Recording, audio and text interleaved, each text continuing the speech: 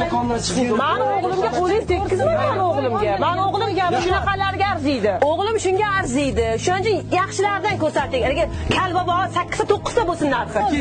Erkak kishi ustun bo'ladi. Oyi qarang bo'lmaydi. Mayli uyda molxonlarimni bo'lsa ham sotib olib beraman. Urushmanglar. O'zingizni fikringiz bo'lsin. Mayli qarang, o'g'lim biznikiga o'qidi. Yo, siz bu insonni qizini olasiz.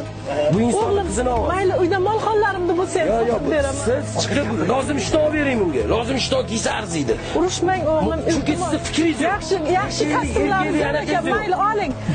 Mayli. Maqsadingizmi xudo? Nima kimga cheymi? Xudo hechga uyalaman sizni. Mayli urushmang. Xudolarim bilan urushmang. Qarang bo'lmaydi, ozgina erkak bo'ladi. Mushuk bo'ladi ozgina inson. Kasbing boshida qolsa, yur bolam. Olmay chiqing.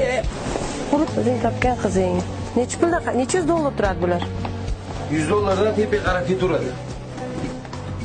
Xudo bilib turib olib keldingizmi shu yerga? Endi hamma oladigan joy. Kuyovlar shu yerdan kiyinadi. Endi men 100 dollarlik uyalaman, to'yda bu narsani kiyib chiqqanim. 100 dollarlik. Topgan qizing, aytdim-ku senga, do'konimni qizi yaxshi uyda. Nechta atrofida qarayapsiz, okajon?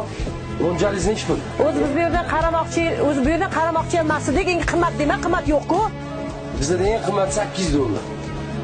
8 dollar ko'rmayapman 8 dollar. Ko'rsatingchi bitta. Mana shunaqalardan gapiring. Shunaqalardan gapiring.